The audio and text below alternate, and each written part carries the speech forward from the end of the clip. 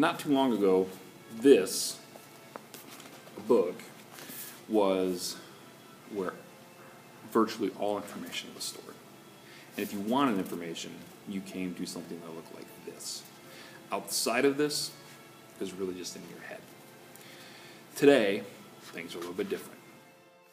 Today, bookstores still offer the same amount of books and the same great service, but the marketplace for books looks totally different. The information marketplace is no longer a local marketplace. It's now a global marketplace. Back when books contained all the information you needed to know, you would find these books in the local bookstores. Today, I can go to the local bookstore with my iPhone and I can scan the barcode on this book and I can find that book online on eBay or Amazon or any other of a number of online booksellers.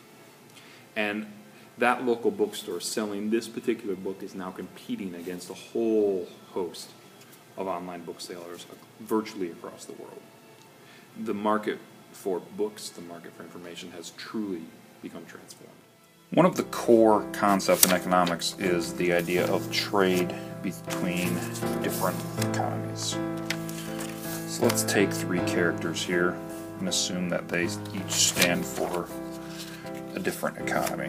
One economy makes airplanes, another economy makes bicycles, and a third economy makes food, hot dogs.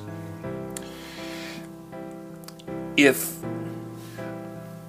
our economy up here in the left-hand corner wants each of these three products, there's two options.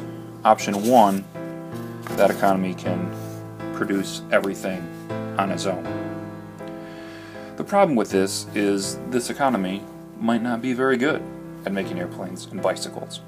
They might be best at making food or hot dogs, whereas this economy down here might be very good at making airplanes and might be very good at making bicycles over here in the corner. So the problem if everyone does what they're good at is that they don't have access to those other goods. That's where the idea of trade comes in, that between these three economies there has to be trade back and forth so that they can reap the benefits of doing what they're good at and at the same time act as if they're all making their own goods. And when you look at the idea of comparative advantage, that's really the heart of it all, is that you have everyone working really within one integrated system as a whole to help each other out and to use their own advantages to help out themselves and their neighbors. So how does the marketplace for books, both the local market for books and the global market for books, how do those relate to this idea of comparative advantage? Well, basically, each particular model of business has to make its decision. What is my comparative advantage? What are the things that I excel over other types of models of businesses? The local bookstore, for instance, can take this physical book and model it, show it actually, let people touch and read it. On top of that, they can back that up with real-life human service.